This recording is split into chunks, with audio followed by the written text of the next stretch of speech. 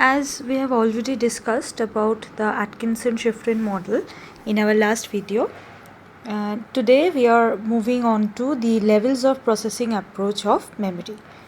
Now, what is this levels of processing model?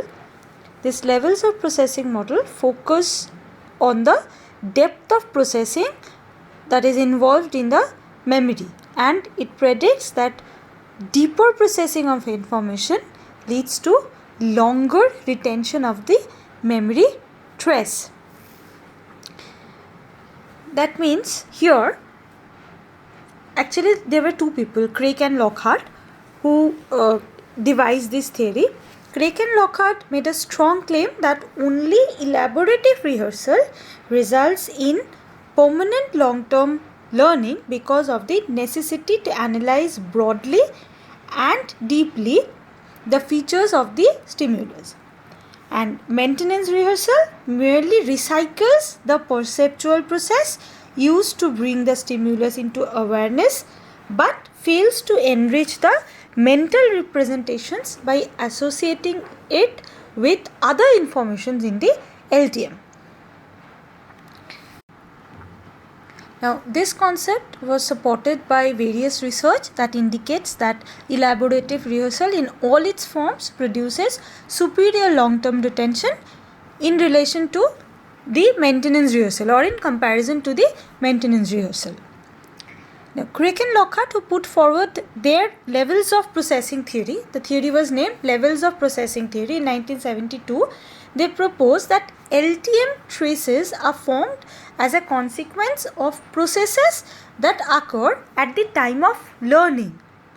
According to them, that the trace persistence is a function, that how long the trace will be there, that the persistence of the trace is a function of the depth of analysis, with deeper level of analysis associated with more elaborate, longer lasting and stronger stresses. That means the more we analyze in a deeper way, a deeper analysis is like analyzing it in a meaningful way, in knowing the fact and in understanding the thing.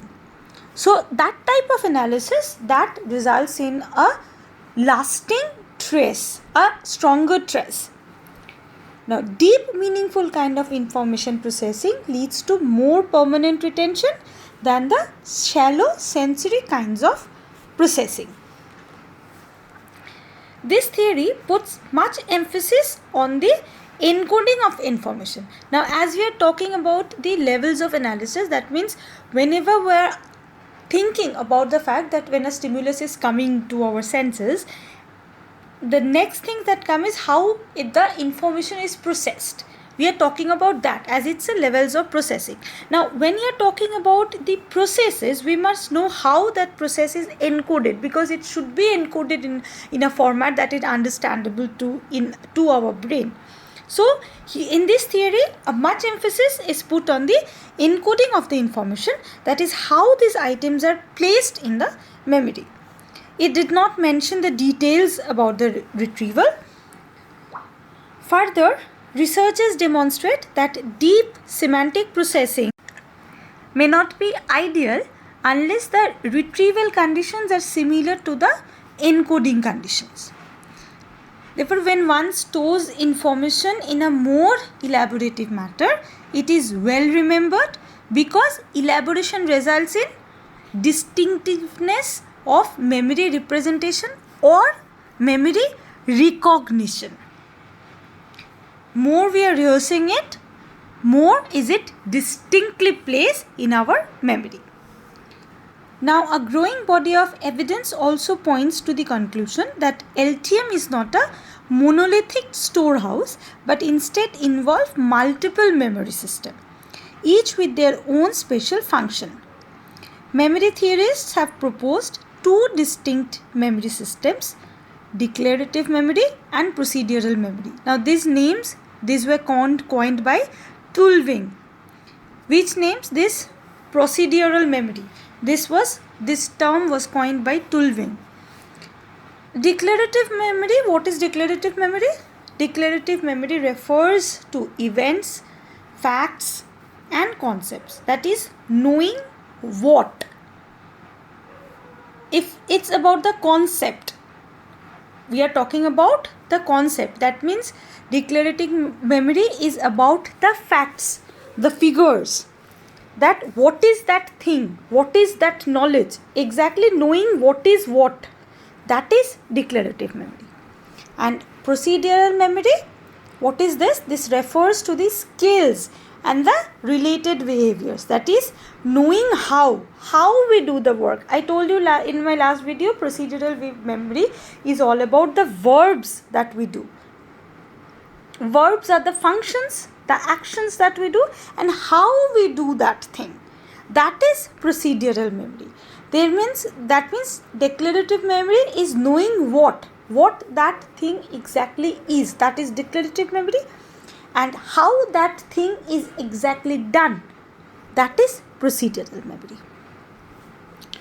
It is often unconscious in comparison to the explicit or conscious experience of the declarative memory. What? This procedural memory. Procedural memory is more unconscious, is basically often unconscious in comparison to the conscious experience of the declarative memory. That means, for example, last day we were talking about the example of walking. It's like we all know how to walk, and that is, it's not in the conscious mind. Do we every time remember how to walk?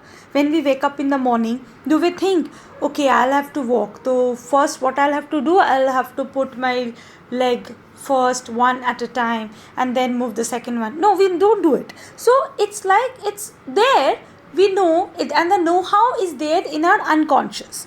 Every time it does not needs a conscious effort to remember that thing. Okay. Now this declarative memory takes two forms. One is the episodic memory, which refers to specifically dated occurrence of events in a particular context, such as a memory tagged with both time and place. Just I told you last time, it might be your 6th birthday.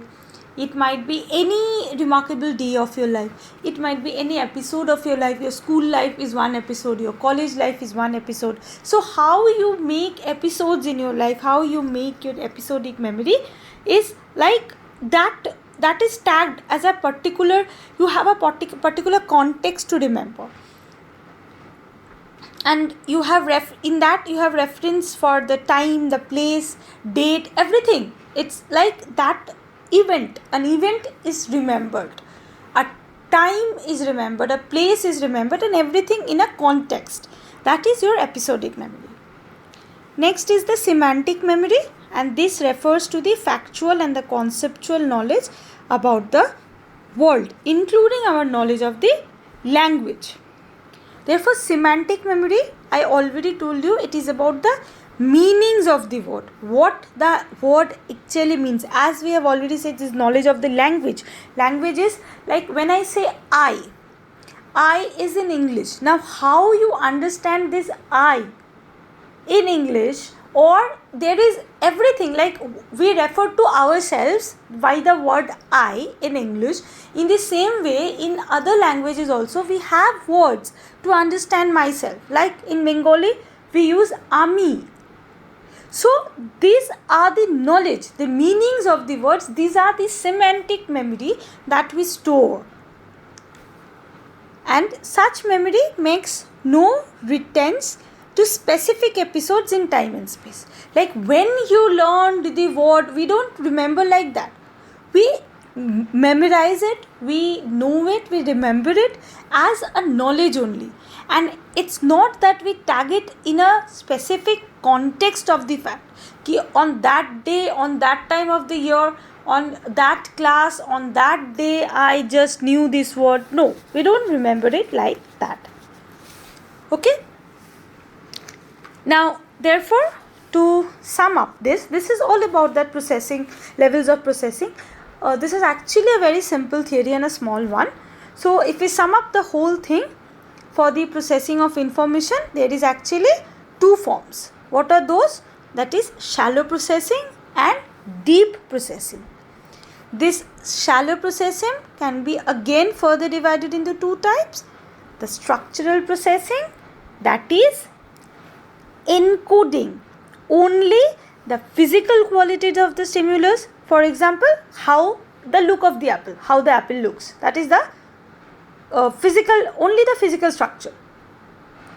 And the second type of shallow processing is phonemic, that is the sound of the stimulus. The sound of the stimulus is like sound of the thunder. So it's only like we are not understanding the meaning of the thunder. How we differentiate it? Like I know the sound of the thunder is like this. Okay, I am aware of the thing, the thunder, the clutter, these sounds.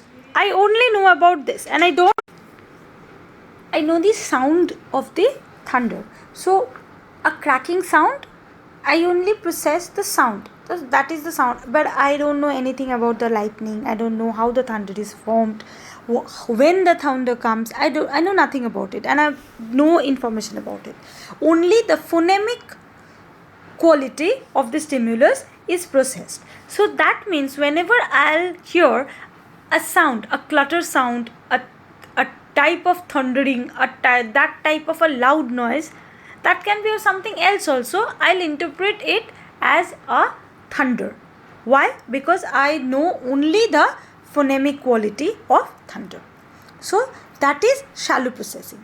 Now when you are coming to the deep processing, the deep processing involves the semantic processing, that is encoding the meaning of the stimulus and relate it with the similar things. Why? As I have said, like for the example of the apple, when I am saying it is as a structure, it's a red ball, a red a red round thing.